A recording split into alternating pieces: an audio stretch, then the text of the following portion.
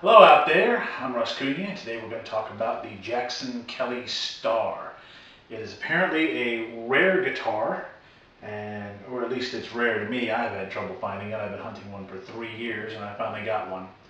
I was looking up information on this thing and there's very little out there, so I decided to go ahead and make a video. There's only 2 videos on YouTube currently, and both of them are sound tests and just some playing of the guitar, but not anyone actually talking about the guitar, what it is, where it came from, any of that type of stuff.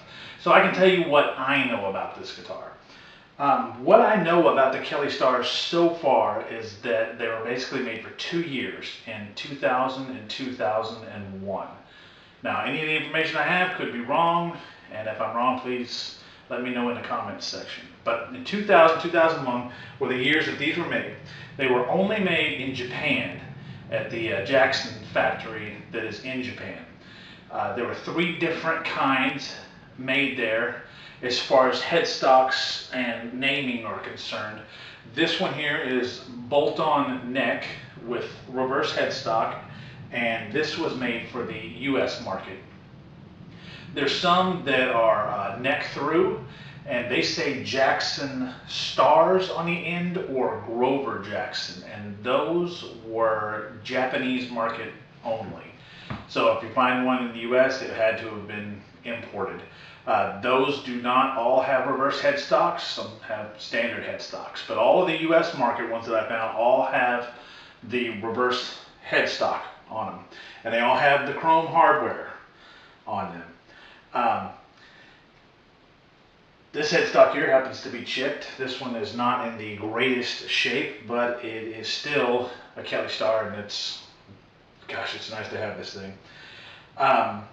It came in several different colors. This one apparently is a blue, trans blue, and it is really hard to tell that, even up close.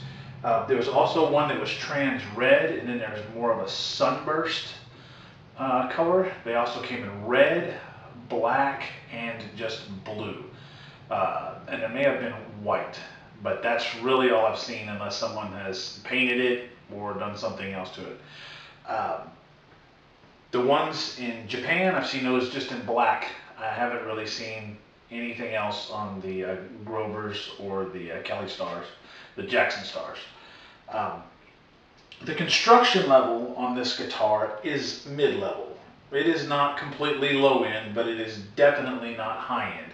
It would be around your standard $400 or $500 Jackson range. It's got a finished neck, 24 frets.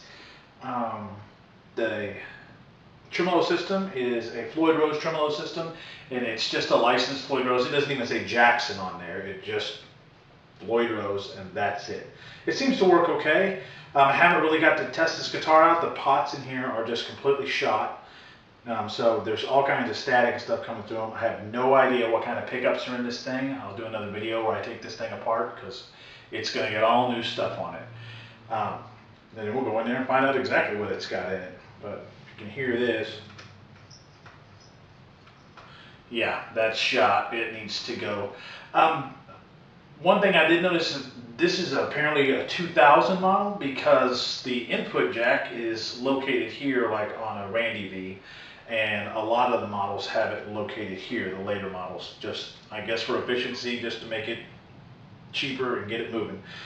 But I prefer it here because I can sit and hold it like this and still be plugged in, and it just works out really well for me. That's another nice thing about this guitar. This guitar apparently was designed as the front end of a Jackson Kelly and the back end of a Randy V. But it's a very, very cool looking guitar. And you can get Jackson to make you one of these, but it's going to cost you $3,500 just to fill out paperwork and talk to them, and you haven't even gotten a guitar yet. So when I talked to them about making one for me, it was about $4,500 to get one custom made, and that's no way I can even approach that kind of money for a guitar.